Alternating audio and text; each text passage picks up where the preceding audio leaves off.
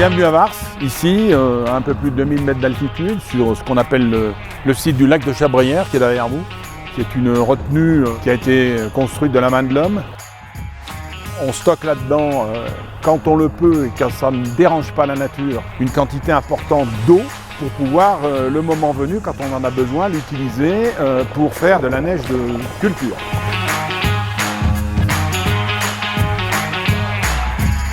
Nous sommes actuellement, depuis 3 ans, en pleine restructuration du domaine skiable. Nous avons engagé un plan de modernisation de remontée mécanique. Vous avez juste en dessous de vous le célèbre kilomètre lancé de Vars.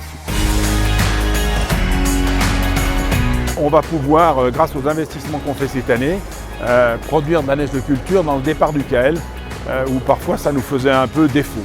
On prend de l'eau propre, qui est stockée dans des plans d'eau soit naturels, soit artificiels. On prend de l'air propre et avec ces deux composants, ces deux fluides, grâce à un réseau de tuyauterie et de machines, on congèle cette eau dans un air pur le temps de l'hiver. Grâce à la neige de culture, eh bien, on garantit de l'économie parce qu'on ouvre la station et quand la société d'exploitation ouvre, toute la station travaille et on garantit l'emploi mais aussi on donne du plaisir aux clients.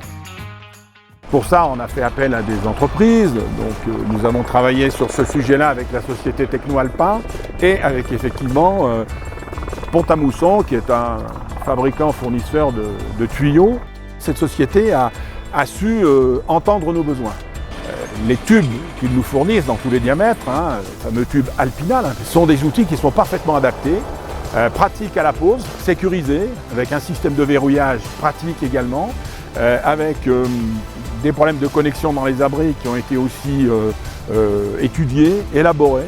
C'est-à-dire qu'aujourd'hui, on a un véritable mécano.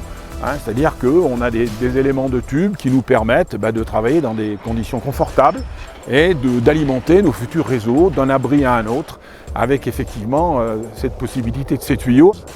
Et aujourd'hui, le tube Alpinal supporte une pose, on va dire, un peu plus rustique, c'est-à-dire que on peut poser ce matériau en utilisant le revêtement qui est sorti de la tranchée. Maintenant, avec un godet cribleur, on arrive à récupérer les matériaux de la tranchée et faire notre remblai correctement et le tube supporte tout à fait bien ça. C'est intéressant parce qu'il y a un coût. C'est vrai qu'un lit de pose, ça coûte cher, ça coûte même très cher, parce qu'il faut amener du matériau, il faut le transporter, il faut le mettre en place, alors que là, on fait la tranchée, on pose le tuyau sur ce qu'on appelle un fond de fouille, que le chauffeur de pelle règle correctement. Les tuyaux sont posés, ils sont calés, on emblaye avec le matériau in situ et ça, je dois dire que c'est une belle évolution pour nous. Vous faites une fonte particulièrement résistante. Le tube Alpinal a été imaginé pour être enterré, non pas 1 an, mais à minima 10 ans, voire 20 ans, 30 ans ou 40 ans. Et ça, pour nous, c'est important. Pourquoi? Parce que c'est cette idée de balayer devant notre cour au niveau respect de l'environnement. Quand on ouvre une tranchée et qu'on pose un tube, on le fait une fois. On se dit qu'il ne va pas falloir qu'on le refasse dans 2 ans ou dans 3 ans.